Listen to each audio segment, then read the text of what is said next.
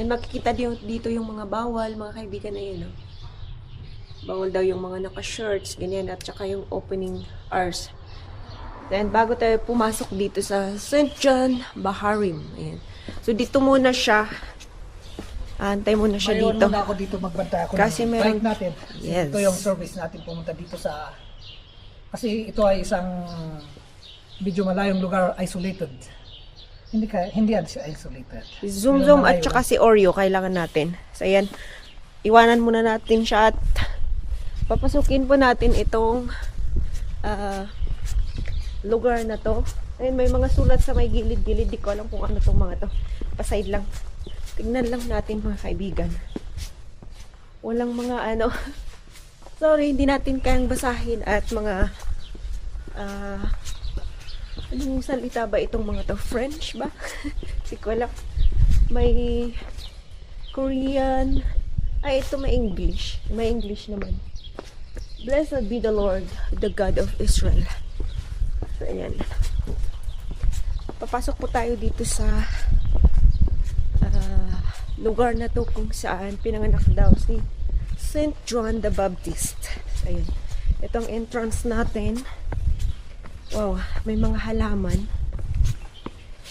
Ayun, no? Kita niyo ba? Makikita natin mga halaman dito sa may bungad. Ah, may gabi pa, oh. Gabi. Kita niyo ba? So, no entrance pala. Yan, oh, tignan niyo. Sabi niya, no entrance dito.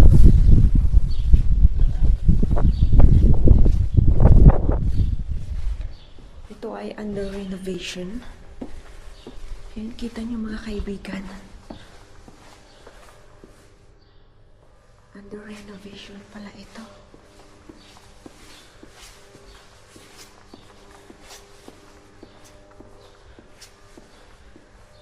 Saan tayo papasok nito?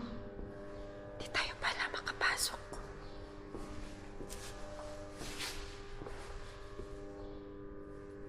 Yung mga salita po dito, may mga Filipino, Ethiopian, Sri Lankan, Portuguese, Espanyol, Romanian, Polish, o Polish. And then, Malta, Luganda, Japanese, Hebrew, Arabic, and Tingviet, pang Vietnam, Italiano, at saka Greek pala.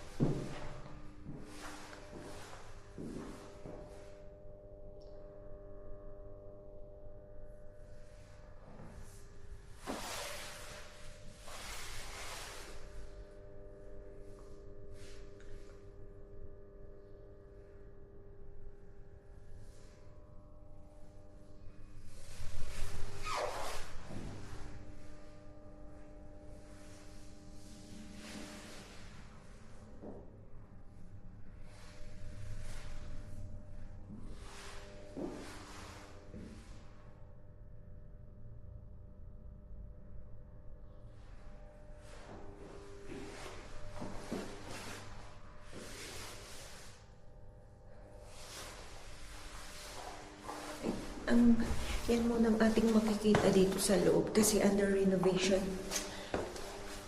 Pagkatapos nito, babalikan natin mga kaibigan para makita natin yung kabuuan. Tsaka walang masyadong mga ilaw po dito. Ayan. Ayan yung parang pinaka-altar niya dito. Pero hindi natin makita at dito rin mga closed din.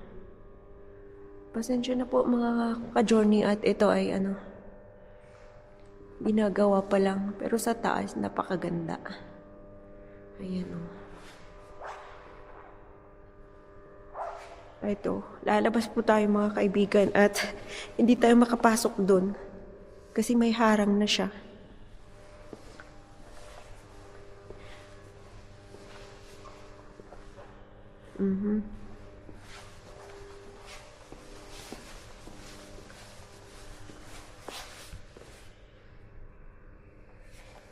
Wala man lang bantay dito para makapagtanong tayo, para makapasok tayo dun sa kabila. Yan ang entrance. Hindi ko alam ano ba to.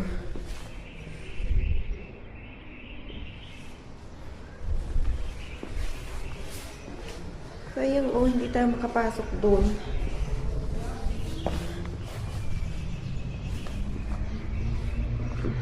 Yan.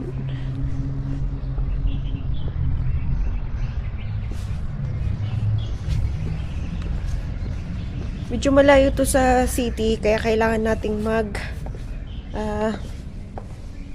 mag-bike o kaya sasakyan.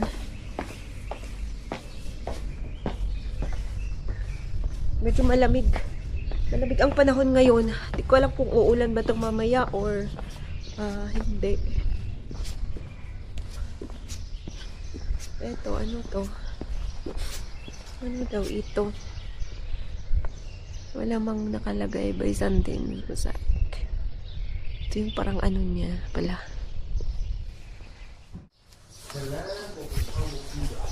So tapos na yung video niya sa loob ng St. John the Baptist Church. At dito na tayo magpapaalam mga ka-journey. See you again next time. Bye mga ka-journey. Break time muna tayo dito mga ka-journey sa ating adventure dito sa isang coffee shop dito sa Enkerin. At meron tayong apple pie and cheese pie. Golden Cafe. Let me try this. Cheese. Look like egg tart. Alright, wow. Siksik. Dakto na silang fork. Mas gusto ko yung to. Mas gusto ko yung fork.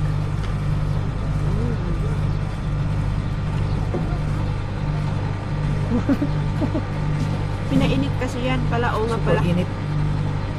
Pinainit pala yan. Tikman mo to. Masarap siya.